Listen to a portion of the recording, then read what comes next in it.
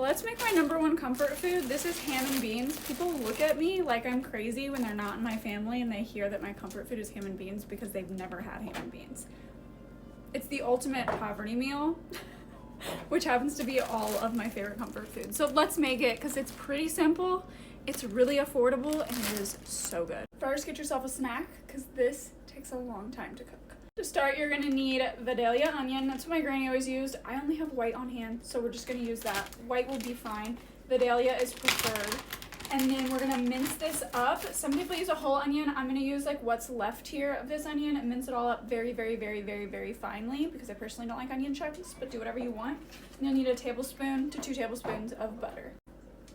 I'm not kidding when I say that people look at me like I have 3 eyes when I talk about ham and beans. And I made a video about this like 3 or 4 years ago. My great grandma used to make this, and then my great grandma made it, my mom made it. So if you guys didn't know, which you probably wouldn't, I don't know why you would, my family had 5 generations alive at one time. My great grandmother died when I was in 5th grade. My dog wants water. She was 97 when she passed away. We lived with my great grandma, who was her caretaker. Her name was Agnes. She went by Granny. And all the generations of women in my family had children at 16. So that's how we ended up, except for me. I am actually the firstborn daughter on my mom's side to not have a child at the age of 16. Anyway, that's how we had 5 generations alive at one point. And because of my nephew now, who's 5, we technically have 5 generations alive again. Once you have your onions finely minced, you're gonna take, again, about a tablespoon to 2 tablespoons of butter and put this in your pot on the stove on low, medium heat, medium-low. We also always make cornbread with it. We've never put corn in our cornbread. I know some people do that. We just put honey in here, so it's like a sweet type of bread to eat with your ham and beans. It goes so well with the salty contrast of the beans. Then you're gonna add your onions to the pot, and this is my favorite part because this is the part that makes my house smell like my granny's did growing up. Keep this low so it doesn't burn. While that's working, we're gonna sort through our pinto beans. Now, this is just what my family used. You can use whatever mixture of beans that you want, but in my preference, pinto beans are the best. So I'm gonna put these in a strainer and go through and look for any rocks or miscolored beans, because you'll get that sometimes. My grandma used to spend hours doing this. I'm not going to spend hours doing it. I'm just gonna look through, give them a rinse. You can also soak these overnight, and this can be a much quicker process during the day, but I never do. Like, this is a bad bean, I pull it out, but this seems to be like a really good thing of beans. We are also gonna add 1 bay leaf. You can add it whenever. I'm gonna try to get a bigger one.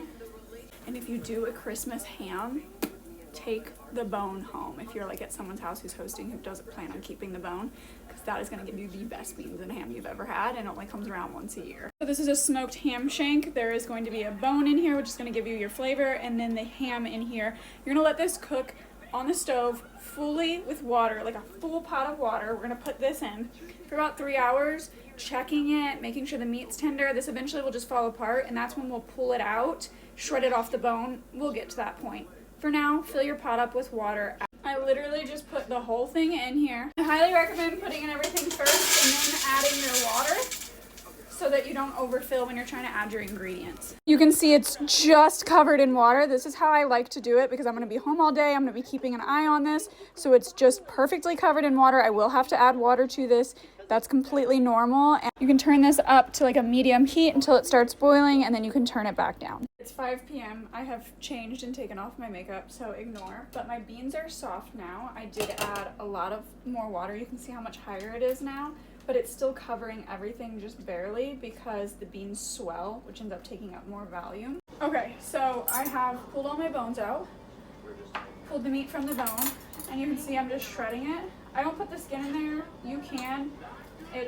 I'm really picky about what goes in there because I don't want to be eating or biting into a piece of gelatinous fat, which is really easy to do with ham. My cornbread is done. I pulled it out too earlier.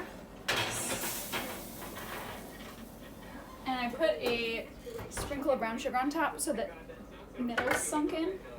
And I would rather them be done and edible and look ugly than be pretty and inedible because they're raw in the center. So, okay, so this could definitely simmer down a little bit more, but you can see how the beans are right at the surface.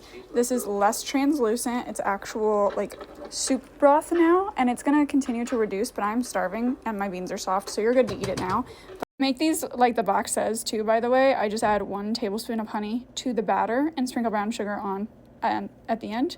This is my ham and beans. It looks amazing. I'm going to put some fresh cracked black pepper on top.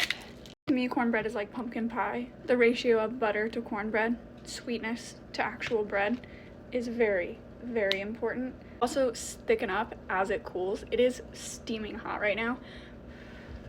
And when you burn your tongue on the first bite, you don't get to taste the rest of it. So I'm gonna let it cool down. Oh yeah. I did end up having to add a little bit of salt. That is so good. It's savory, it's smoky, it's salty.